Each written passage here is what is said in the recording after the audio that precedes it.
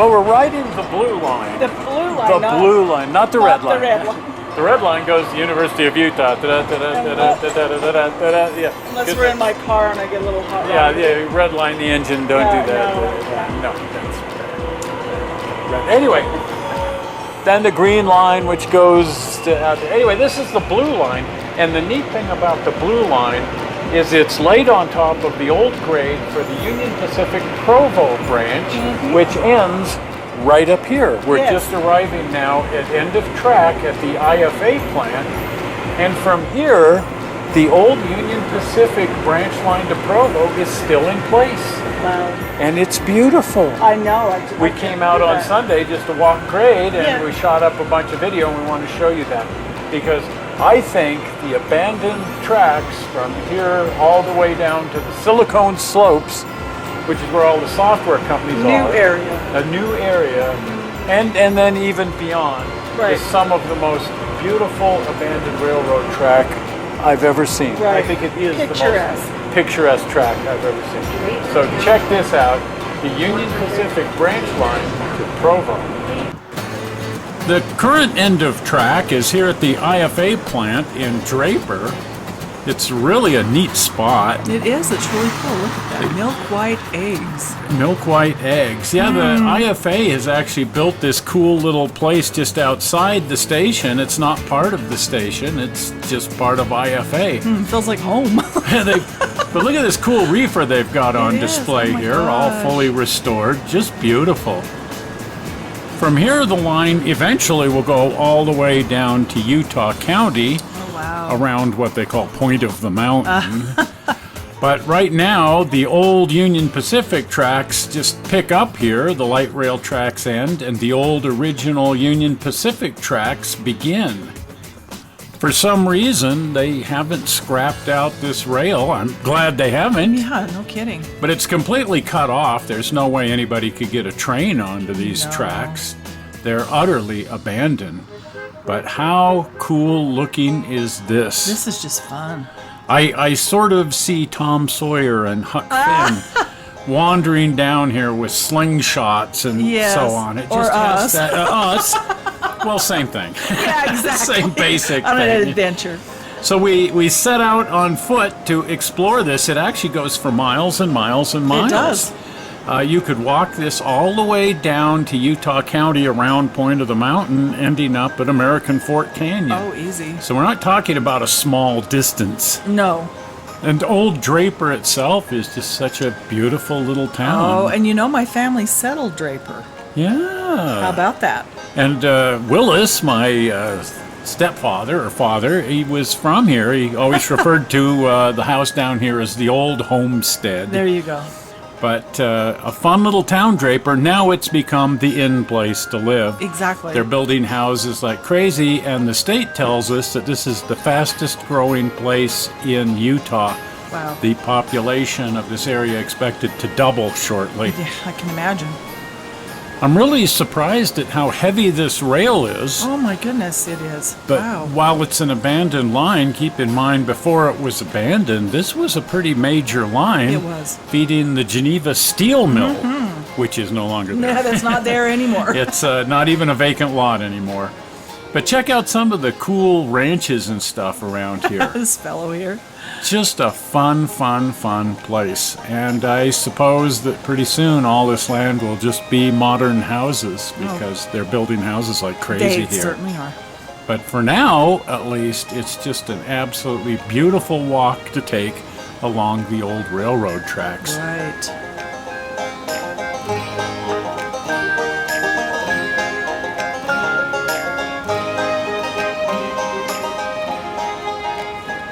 It's mostly in trees as it goes through Draper, but as you get to the south end of Draper, you find yourself leaving the forested area. And sagebrush. And unfortunately, in some places out here, the tracks are not passable. Buried. In fact, in one place, a grade crossing's been torn out and the rails are removed. So even if you could get a train on these tracks, you wouldn't be able to get past this area.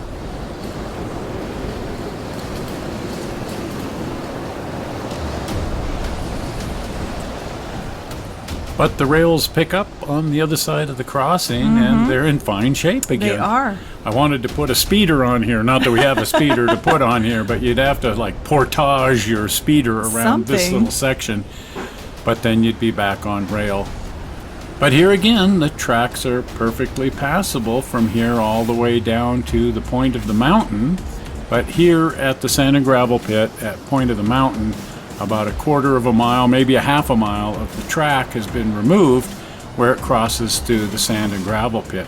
Grade's still there, It's still and you there. can kind of walk along there, but the tracks are removed.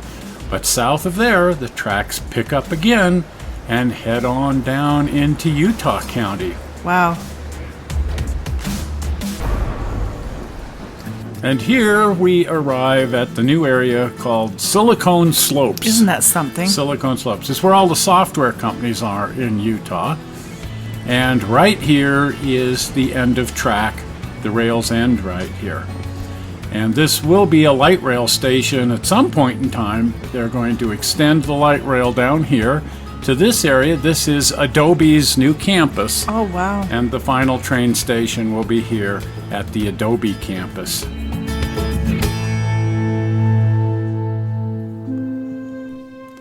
Back in the 1990s, when some UP employees restored the Challenger locomotive, the very first place they brought it was to the Wasatch Front, and they ran it on this line. Oh my gosh, no trees or No anything, no trees or vegetation. anything. I Well, remember when and it looked like that. There was though. less after the train went. It was a coal burner at this time, Yes. and they set fire to this entire region and burned it completely to the ground. So Oh, fortunately, heavens. there were no houses here at the time. Yes.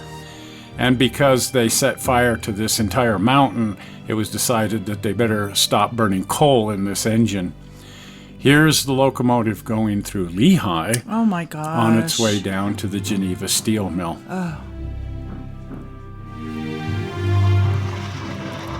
This is some footage I shot of the Challenger a little while after that, after they converted the locomotive to burn oil, and it doesn't quite as readily start fires. Let's hope not. But this footage was shot on Sherman Hill in Wyoming. Right. But just so you get an idea of what this beautiful locomotive looks like running. Now, not too surprisingly, beyond the Silicone Slopes, the track starts up again. There it is. This line did, after all, run all the way down to Provo. And here again, it's completely abandoned. The tracks aren't being used. But the rails are still in, and there's no trespassing signs. This still belongs to the Everywhere. Union Pacific. And they don't want you on it. No. That didn't stop us. Well, it stopped us a little. We didn't It go slowed too us far. down. We have Yeah. great respect for trespassing Yes. laws, and so we pretty much stayed to the public trails and highways and just photographed it from off the Union Pacific property. Exactly. But it's just as beautiful down here Oh, it as is. it is on the other side of the mountain. Here in Lehi, the tracks are actually back in active use. I don't think very active Not use. very, but they're used. But trains do come up here. Look at this neat old coal yard. Oh, that would be fun to model that one. That is a neat building. But this whole little area where the tracks go through Lehi is just a beautiful, Oh, it beautiful area. I suppose they could take the trains north from here all the way up to Point of the Mountain. They There's just certainly no could. reason to. There's nothing up there. No. But check this out. They've restored the old depot here. How Isn't that beautiful is Man, that? that's nice. Well, there you go. The Provo branch, the Union Pacific Provo branch. It's amazing. Now the blue line all the way to Draper, which is just really, really neat. Yeah. If you like walking grades, or in this particular case, walking old abandoned track, Right. take the blue line out to Draper, Yes. climb off the train and start walking, and you can walk all the way to American Fort Canyon I suppose you could. on the old track. It's Yes. the track is out in a couple of places, but where it's in, it'd be fun to have a speeder or a velocipede or something, and just because the track is beautiful, and that'd be so fun to speeder trip that thing. Right. But no matter. Yeah. But you could walk all the way down walk to where they're going to build the final station here on the blue line at the Silicone Slopes. They're at the Adobe campus. A lot of people don't know this, but Adobe didn't move to Salt Lake and build that campus. They moved back back to Salt Lake. They were founded here in Salt Lake City and then moved to California, and now part of their facility is moving back here. But John Warnock, the founder of Adobe, came up with the idea that put him on the map as a graduate student at the University of Utah while he was living over by Kmart on Parley's Way. That Kmart. That Kmart, which is now Walmart. Right. We shopped there a lot because we're talking about halfway between our house and Garage Mahal. Right. So just half a mile my from our first house. bicycle And he came lived from right there, and and he was sitting there playing with his PC, Yes. and thought how stupid it is that the computer is saying to the printer, print a black dot, print a black dot, print a black dot. So printing any document, any graphic, anything at all, first it looked like crap, and second it took forever, Yes. and it also tied the computer up the whole time you were printing. Yeah, probably the And phone line too. He thought, shouldn't there be a way to just send the data to the printer and let the printer figure it out? Good thing. So what we need is a language to send to the printer, and he came up with a language which he called PostScript. Some people have said it's the most important invention in printing since the Gutenberg printing press. And you can make that argument.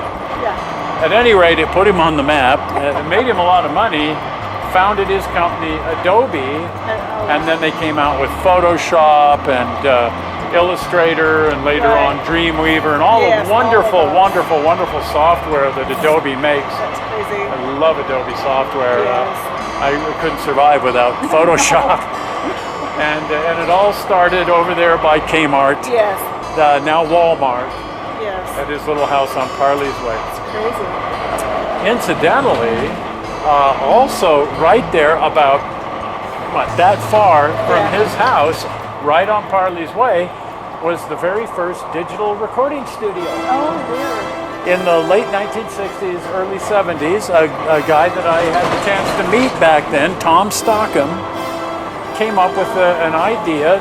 The idea of recording audio digitally had been around since like the 1920s. Right. There just was no technology that could support it.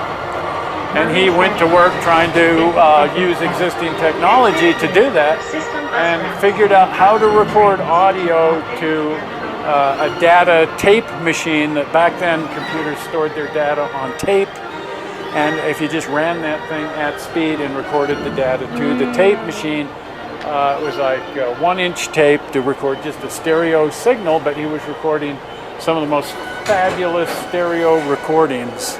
Oh, wow. He called it the Soundstream recorder. Wow. And then they take those files over to the studio there at the strip mall on Parley's Way, download them onto hard drive, and the whole back of that facility was nothing but hard drives, just shelves and shelves and racks of hard drives. Mind you, they had, are you ready for it? Over 20 meg. Wow. It was significant.